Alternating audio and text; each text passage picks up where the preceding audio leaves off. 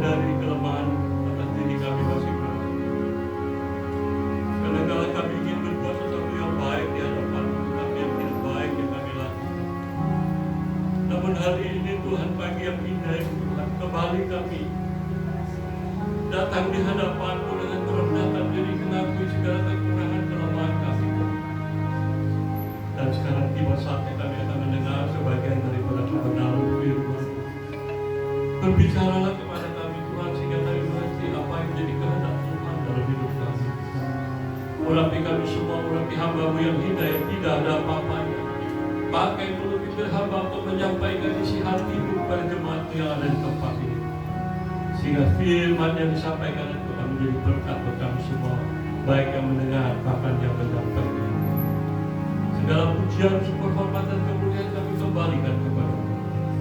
Hanya di dalam satu nama yang ajaib, nama yang dahsyat, nama yang penuh kuasa, nama di atas segala nama, Yesus Kristus Tuhan kami. Amin. Segala pujian bagi-Mu. Dan kami siap mendengar firman. Yang siap katakan sama-sama. Amin. Shalom. Shalom. Haleluya, puji Tuhan. Saya bersyukur dan berterima kasih terutama kepada Ibu Gembala yang sudah mendoakan saya.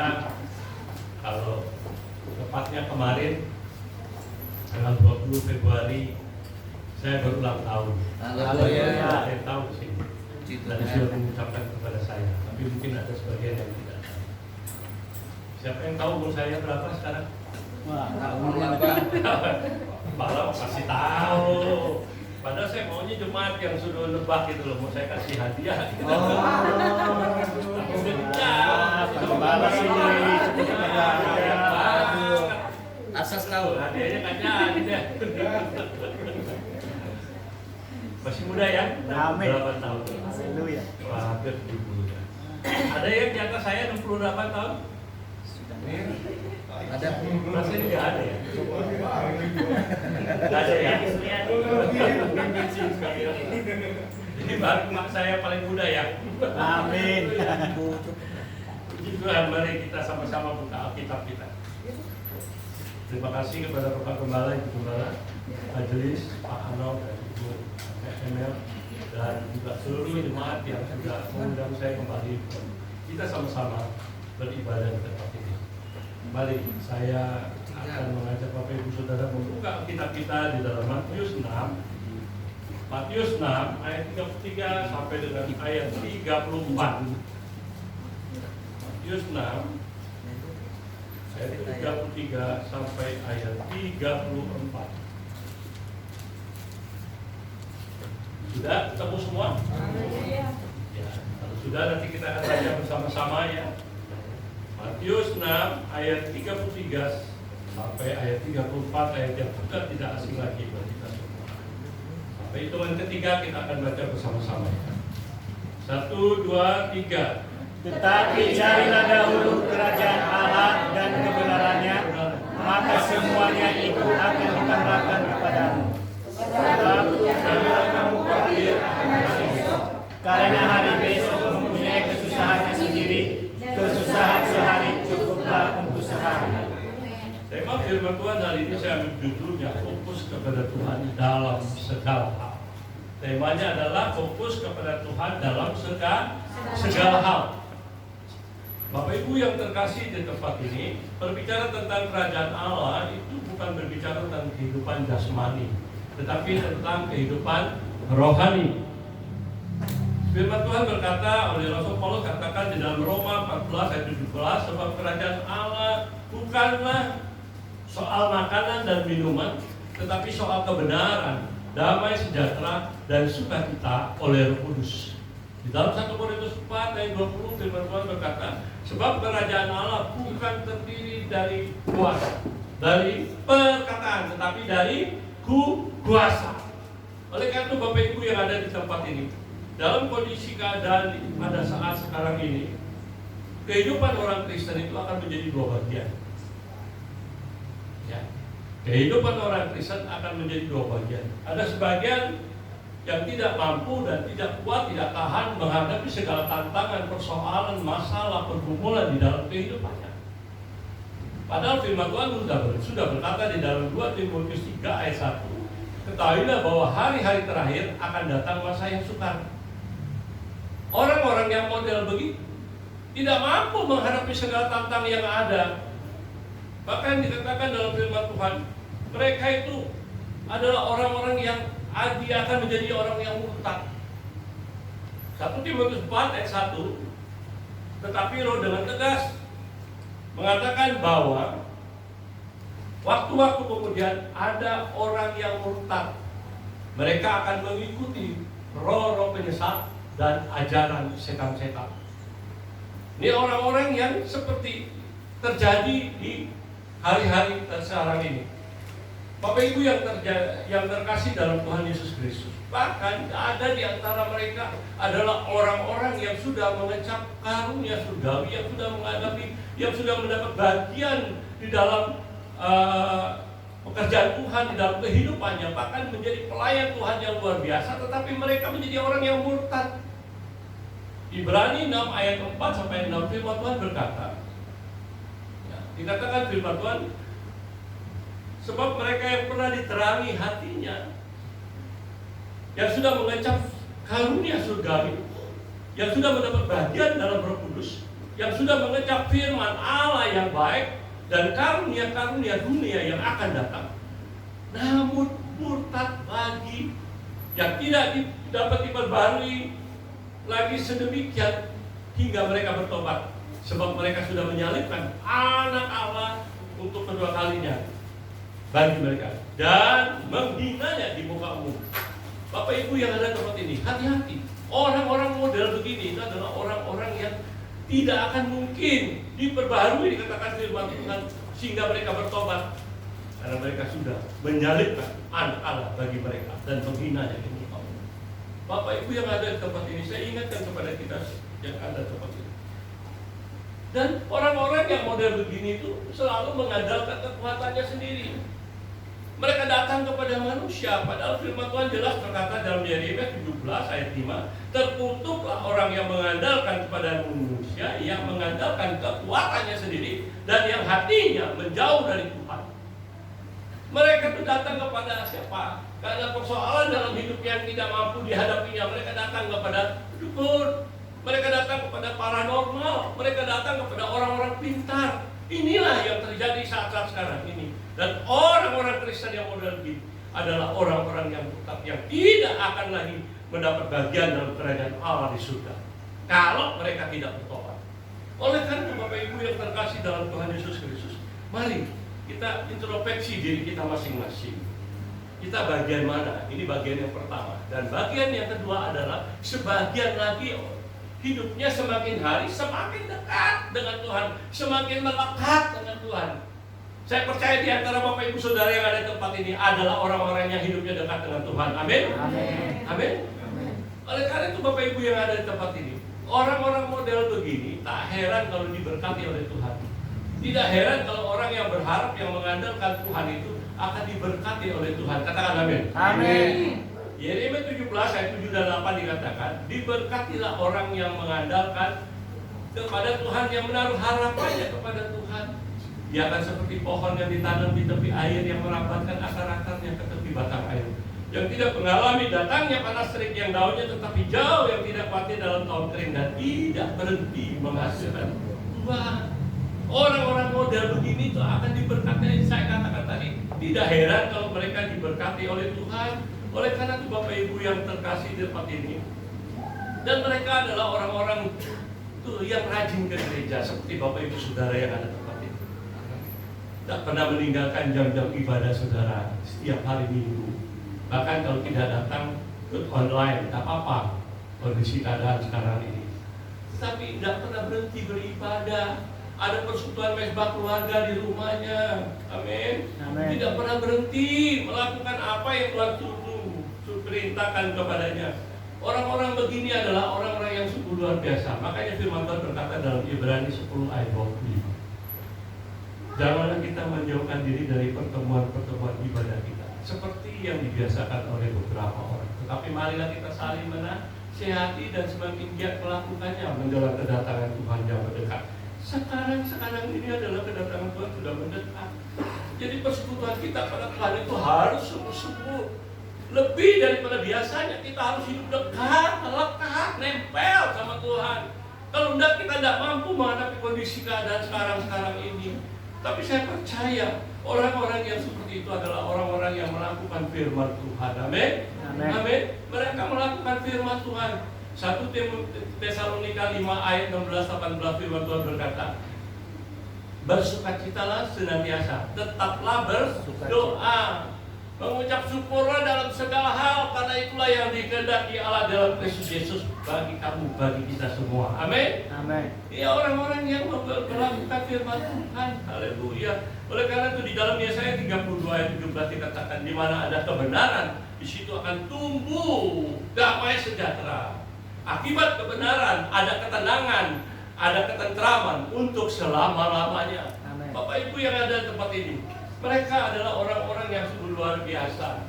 Mereka datang ibadah dengan sungguh-sungguh. Kemudian pada waktu memuji Tuhan juga dengan sungguh-sungguh. Mereka mengangkat tangan, menyembah Tuhan.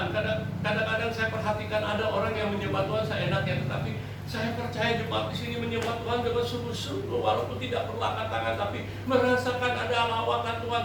Kita bertemu dengan Tuhan. Itulah orang-orang yang sungguh luar biasa. Amen. Datang ibadahnya benar-benar.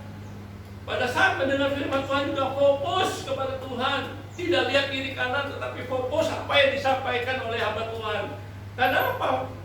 Hamba Tuhan itu hanya sebagai penyambung lidah untuk menyampaikan isi hati Tuhan kepada kita. Oleh karena pada firman Tuhan disampaikan dalam Markus 4 ayat 20 dikatakan, Markus 4 ayat 20 dikatakan, pada saat firman Tuhan disampaikan, itu kita mendengar firman itu, kemudian kita sambut firman itu. Amin. Amin. Sambut firman itu. Matius 13 ayat 23, mendengar firman Tuhan, kemudian kita mengerti. Oh Tuhan, terima kasih, saya harus seperti itu. Apa yang Tuhan katakan, itu mengerti gitu loh.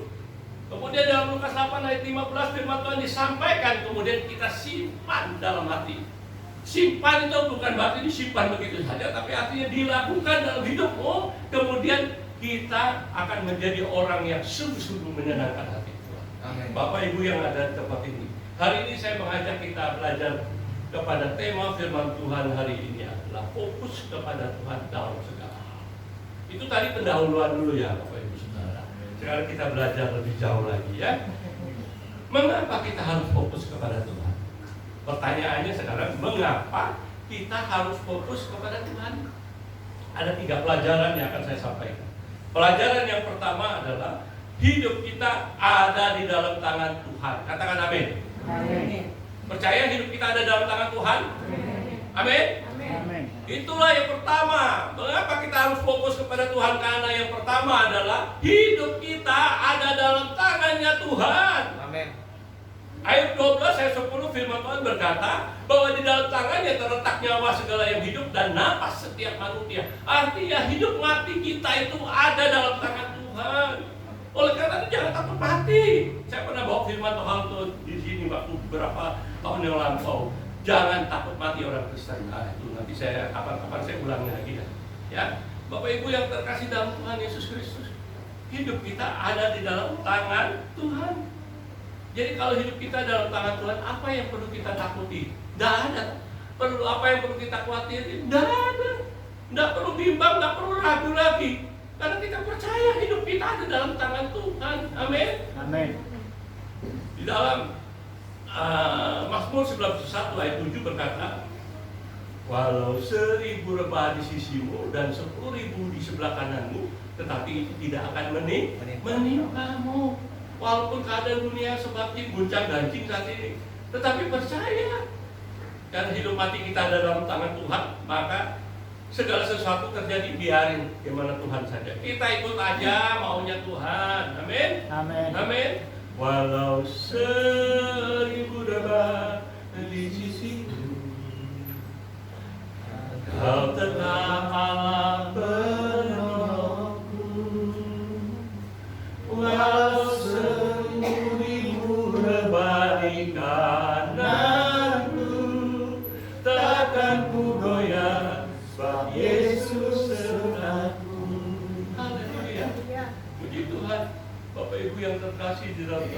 Kristus. Oleh karena itu, di dalam Yesaya 41 ayat 10 firman Tuhan berkata, janganlah takut, sebab aku akan menyertai engkau. Janganlah bimbang, sebab aku ini Allahmu. Aku akan meneguhkan bahkan menolong engkau. Aku akan memegang engkau dengan tangan kananku yang membawa kemenangan. Tuhan akan menuntun kita membawa dalam kemenangan. Haleluya. Yesus memegangku dengan tangan kananmu. Yesus memberiku kemenangan. Mari coba tekan. Yesus memegangku dengan tangannya. Yesus memberiku kemenangan. Saya mau tanya kepada Bapak Ibu Saudara, kalau Yesus yang memegang kita dengan tangan kanannya yang membawa kemenangan, apa yang perlu kita takuti? Apa yang perlu kita khawatiri? Tidak ada, katakan amin. Amin. Nggak usah takut. Filipi 4 ayat 6 firman Tuhan berkata, janganlah hendaknya kamu khawatir tentang apapun juga, tetapi nyatakan dalam segala hal keinginanmu dalam doa dan permohonan. Saya ulangi sekali lagi. Janganlah hendaknya kamu khawatir tentang apapun juga, tetapi nyatakan dalam segala hal keinginanmu kepada Allah dalam doa dan permohonan dengan ucapan syukur. Haleluya. Haleluya. Tidak usah takut, tidak usah bimbang. Amin. 1 Petrus 7 ayat 7 firman Tuhan berkata, serahkan segala kekhawatiranmu kepadanya, sebab Ia yang memelihara kamu. Tidak usah takut, tidak usah khawatir. Dia pelihara hidup kita. Yes. Orang burung di udara dipelihara kok. Amin. Amin. Matius 6 ayat 25-26 firman Tuhan berkata, dan itu aku berkata kepadamu, janganlah khawatir akan hidup. Jangan khawatir akan hidupmu, apa yang hendak kamu makan atau minum. Jangan khawatir pula akan tubuhmu, apa yang hendak kamu pakai. Bukankah hidup ini lebih penting daripada makanan dan tubuh ini lebih penting daripada pakaian? Pandanglah burung-burung di langit yang tidak menabur dan tidak menuai dan tidak mengumpulkan bekal dalam lumbung, namun diberi makan oleh Bapamu di surga. Amin. Bukankah kamu jauh lebih dari burung-burung itu? Amin. Haleluya, kita jauh lebih daripada burung-burung itu. Oleh karena itu sekali lagi saya ingatkan kepada kita, fokus kepada Tuhan. Kenapa kita harus fokus? Karena hidup kita ada di dalam tangan Tuhan. Amin. Yang kedua, kenapa kita harus fokus kepada Tuhan? Karena Tuhan mengasihi kita. Amin. Karena Tuhan mengasihi kita. Pertanyaannya, mengapa Tuhan mengasihi kita? Kenapa Tuhan mengasihi kita? Katakanlah kita ini serupa dan segambar dengan Allah. Kita sama dengan Tuhan. Kalau saudara baca di dalam Kejadian 1 ayat 26 bagian A, firman Tuhan berkata, berfirmanlah Allah, baiklah kita menjadikan manusia menurut gambar dan rupa kita. Jadi kita ini persis sama dengan Tuhan. Amin. Ada perkataan, baiklah kita, artinya kita itu siapa? Kita itu adalah malaikat-malaikat di surga. Amin. Tuhan bersama dengan malaikat di surga menciptakan manusia. Kalau saudara baca dalam Kejadian 9 ayat 6 bagian B dikatakan, sebab Allah membuat manusia menurut gambarnya sendiri. Jadi kita ini serupa dan segambar dengan Allah. Amin. Karena itulah Tuhan mengasihi kita. Haleluya. Terus kemudian kita ini adalah harta kesayangan Tuhan.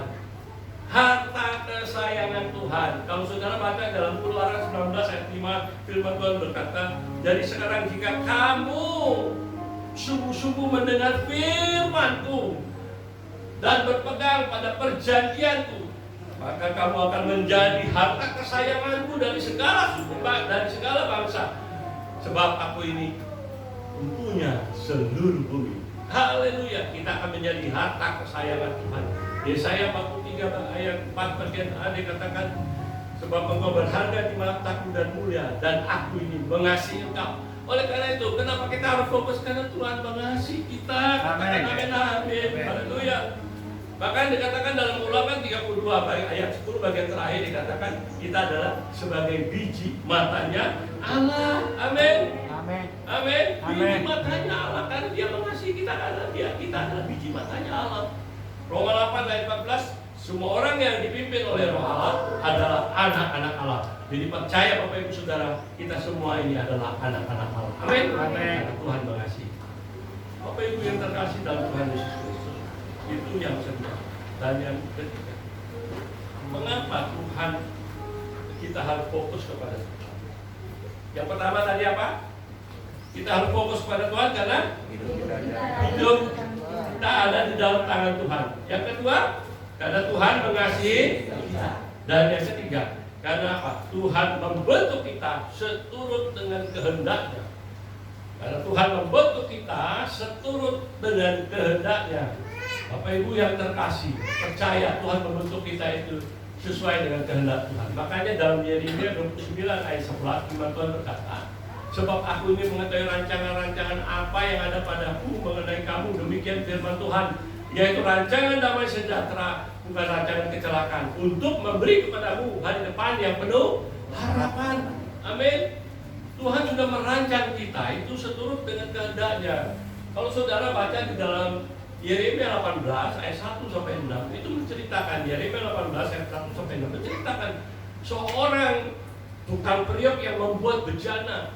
Di dalam ayat 4 yang dikatakan, pada saat yang membuat bejana, tukang periuk itu membuat bejana dan tanah liat yang ada di tangannya kemudian rusak. Dia akan membentuk kembali sesuai dengan apa? Yang baik menurut pandangannya. Begitu juga kepada kita semua yang ada tempat ini. Kalau Bapak Ibu Saudara yang tidak melakukan firman Tuhan, yang hidupnya jauh daripada Tuhan, yang tidak taat akan firman Tuhan, Tuhan akan tegur saudara. Tuhan akan, kalau dikatakan jewer, emang tahu kebangetan ya. Tegur itu bisa melalui apa saja loh. Saudara ngalamin nggak kalau sedang ditegur oleh Tuhan? Saya pernah waktu masih belum bertobat. Pernah saya ditegur, banyak hal saya nggak bisa ceritakan di sini, terlalu panjang nanti. Dan kita ibadahnya hanya dikasih waktu 30 menit, jadi saya nggak bisa bersaksi. Nanti kapan-kapan saya bersaksi di sini. Saya pernah ditegur oleh Tuhan, dijewer, kalau istilah Makassar mah, mengalami hal sesuatu yang luar biasa dalam hidup saya, tapi belum bertobat. Itu tahun 90-an. Begitu. Uang banyak udah habis semuanya, kan? Untung masih ada rumah satu lumayan. Begitu. Tuhan masih berikan rumah yang bagus, tapi nggak ada hartanya sama sekali. Oleh karena itu Bapak Ibu Saudara, kalau Tuhan menegur kita itu melalui firman Tuhan, itu lebih baik daripada apa? Daripada ditegurin dengan masalah segala persoalan dalam hidup kita melalui firman Tuhan. Maka di dalam Mazmur 94 ayat 12 firman Tuhan berkata, berbahagialah orang yang kau hajar ya Tuhan, yang kau hajari dari Tauratmu. Dan firman Tuhan kita kalau dihajar oleh Tuhan, ditegur oleh Tuhan, itu adalah kita menjadi orang yang berbahagia. Amin. Amin. Wahyu 3 ayat 19 firman Tuhan berkata, barang siapa kukasihi yang kutegur dan kuhajar, sebab itu relakkan hatimu dan bertobatlah. Kalau Tuhan mengasihi kita, makanya kita dihajar, ditegur oleh Tuhan.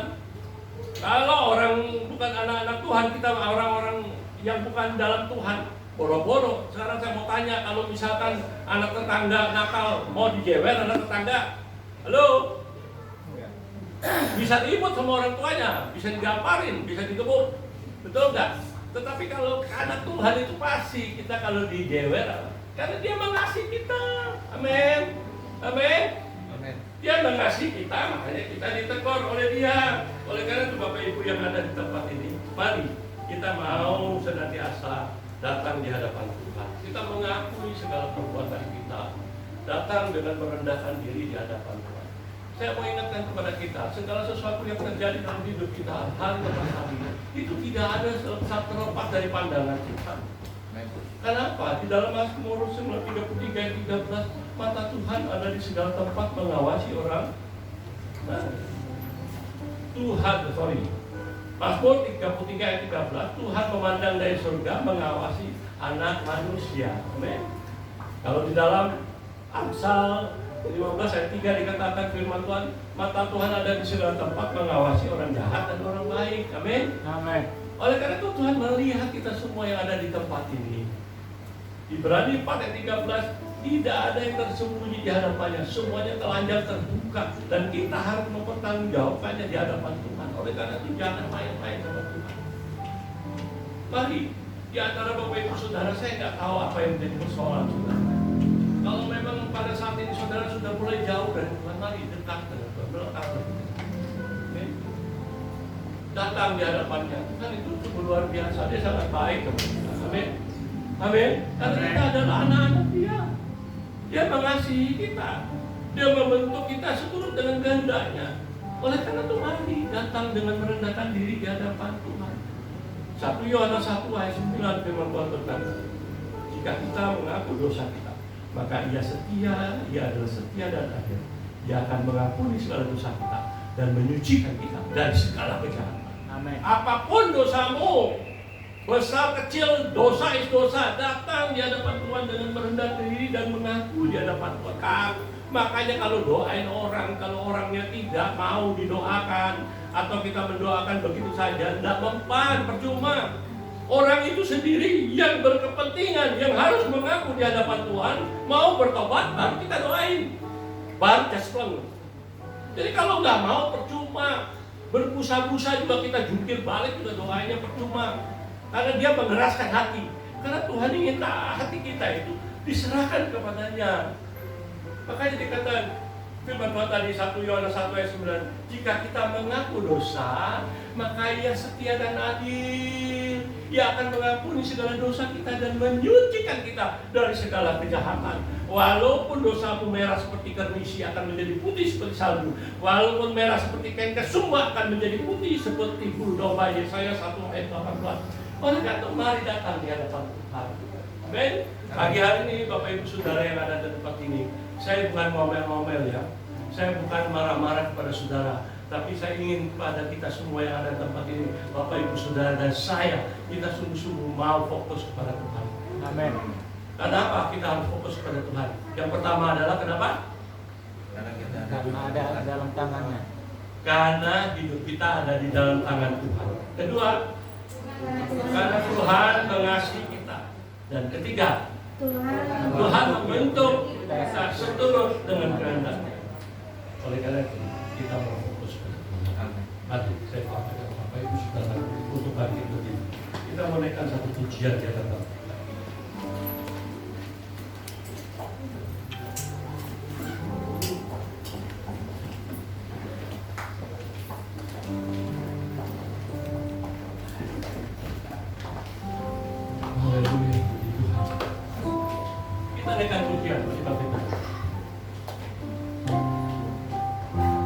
Ada pujian yang mengatakan mataku tertuju padamu. Saya percaya Bapak Ibu Saudara tahu pujian ini. Mari kita naikkan pujian yang sungguh-sungguh di hadapan.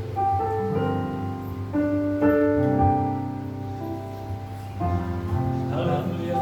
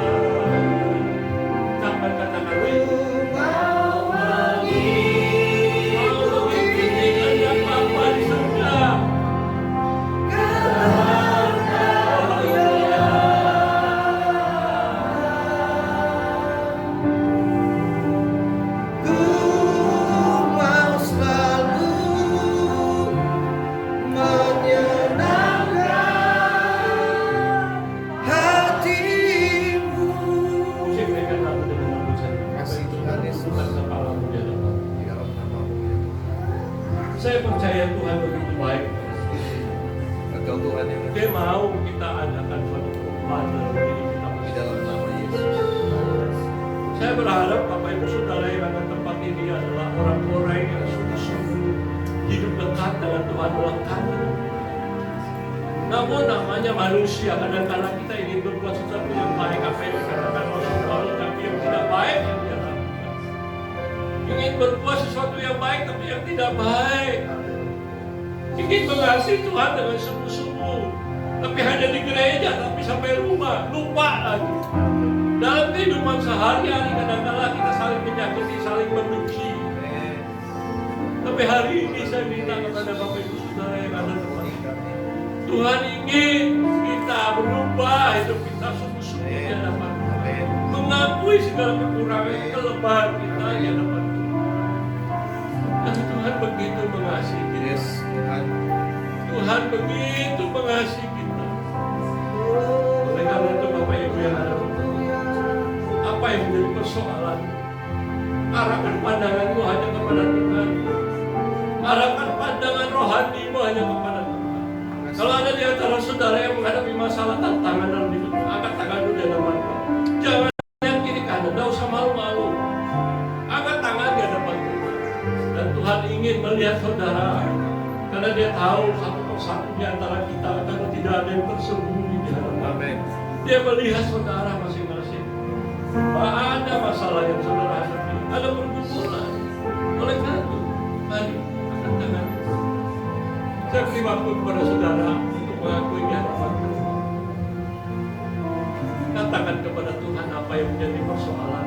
Sebagai hamba Tuhan, saya tidak tahu apa yang menjadi persoalan. Tapi Tuhan sampai tahu lubuk hatiku yang paling dalam, dan Dia mengerti. Allah kita adalah Allah yang peduli. Dia akan merubah segala persoalan. Punya tantangan persoalan akan diberikan kepada yang menghadapi pergumulan dalam rumah tangga akan diberikan jalan keluar. Yang menghadapi masalah ekonomi, Tuhan akan menyediakan yang sudah ada menjadi ada. Yang lagi ada solusi letih, Tuhan akan memberi kelegaan. Yang sedang berduka, Tuhan hiburkan saudara. Hari ini ya lawatan Tuhan akan dinyatakan dan oleh karena itu bersyukur ya Tuhan. Katakan aku mau fokus kepadamu Tuhan. Aku tidak mau lagi mengandalkan manusia kekuatan aku sendiri. Tapi aku hanya mau datang di hadapan-Mu Tuhan. Aku mau menyenangkan hatimu. Mari kita dengar kembali pujian dari awal ke malam. Kita dengar pujian bersama-sama, dan ini merupakan doa kita. Ini merupakan pengakuan kita, dan ini merupakan komitmen kita di hadapan Tuhan. Katakan mataku, haleluya.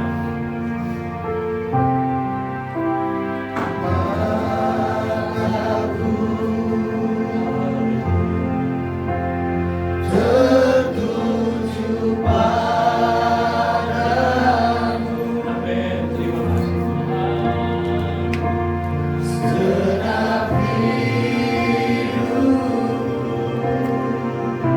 Amin. Terima kasih Tuhan.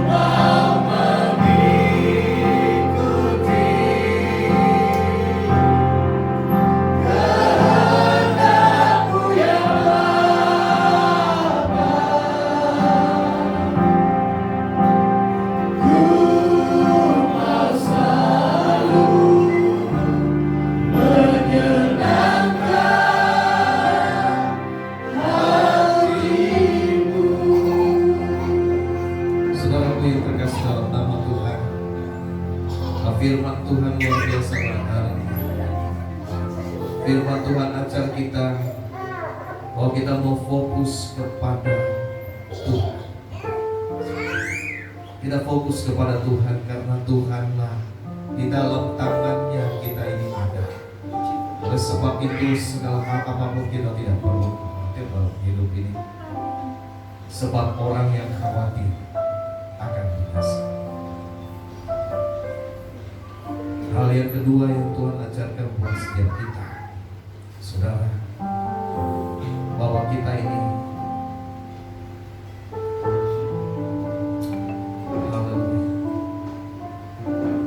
hal yang kedua yang Tuhan ajarkan buat kita pada saat ini, kita ini karena Allah itu sangat mengasihi kita. Kenapa Allah sangat mengasihi kita? Karena kita ini diciptakan seturut dan segambar dengan Dia. Hal yang ketiga, saudara, kita diciptakan seturut dengan kehendak. Sebagai ciptaan Tuhan tidak mau kita rusak. Sebagai ciptaan Tuhan tidak mau hidup kita sengsara. Tuhan mau saya dan saudara bahagia. Tuhan mau saya dan saudara itu menikmati setiap berkat Tuhan. Tuhan mau saya dan saudara itu menikmati setiap anugerah Tuhan.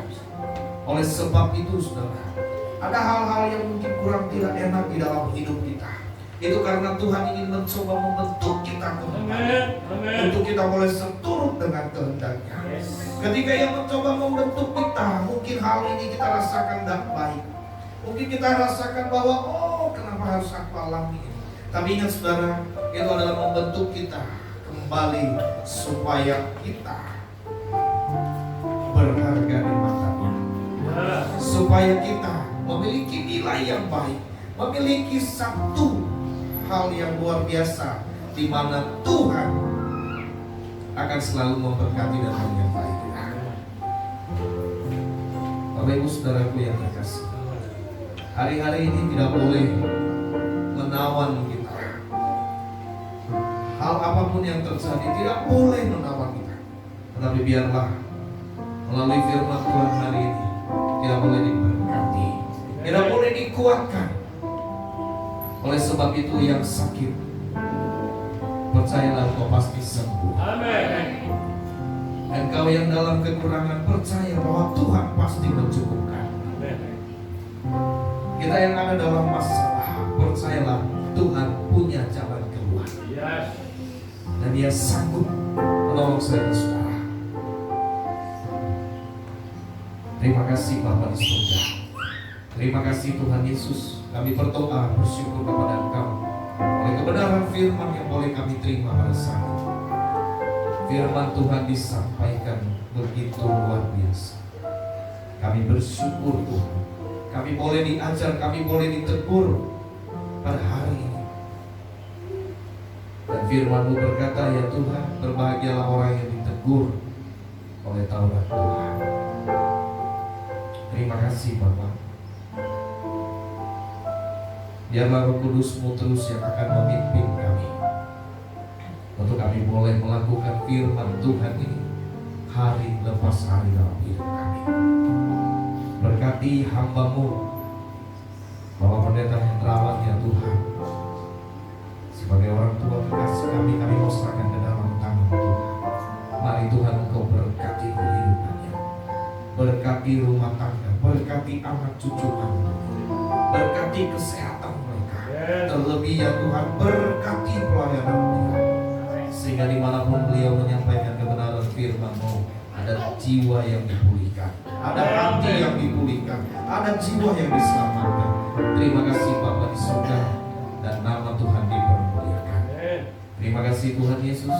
Ini doa kami Bapa.